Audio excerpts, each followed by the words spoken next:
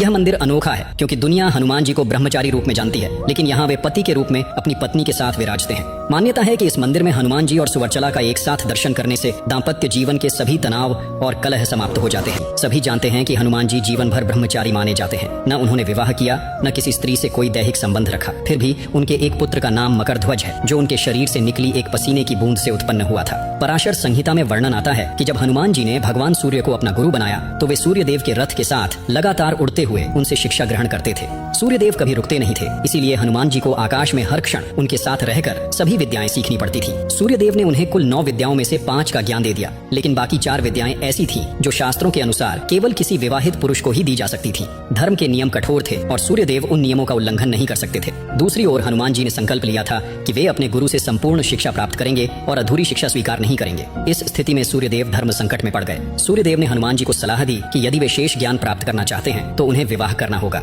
हनुमान जी ज्ञान को सर्वोपरि मानते थे, इसलिए उन्होंने विवाह के लिए सहमति तो दे दी, लेकिन समस्या यह थी कि योग्य कन्या मिलेगी कहाँ। तभी सूर्य देव ने समाधान बताया। उन्होंने अपनी ही पुत्री सुवर्चला को इस दिव्य विवाह के लिए तैयार कर लिया। सुवर्चला बचपन से ही तपस्वी, तेजस्वी और धर्मपरायण थी। सुवर्चला और हनुमान जी का विवाह हुआ, लेकिन यह विवाह सामान्य दाम्पत्य जैसा नहीं था। यह विवाह ज्ञान की पूर्णता, धर्म की मर्यादा और ब्रह्मांड के कल्याण के लिए हुआ था। सूर्य देव ने स्वयं कहा कि यह विवाह हनुमान जी के ब्रह्मचर्य को किसी भी रूप में नहीं तोड़ेगा, क्योंकि यह केवल धर्म पालन हेतु किया गया है। दैहिक भावनाओं से इसका कोई संबंध नहीं। विवाह के बाद हनुमान जी ने सूर्यदेव से शेष 4 विद्याएं भी प्राप्त कर ली। जब उनकी शिक्षा पूर्ण हो गई तो सुवर्चला वापस अपनी तपस्या में लीन हो गई और हनुमान जी पूर्ववत ब्रह्मचारी रूप में ही संसार में पूजित हो गए।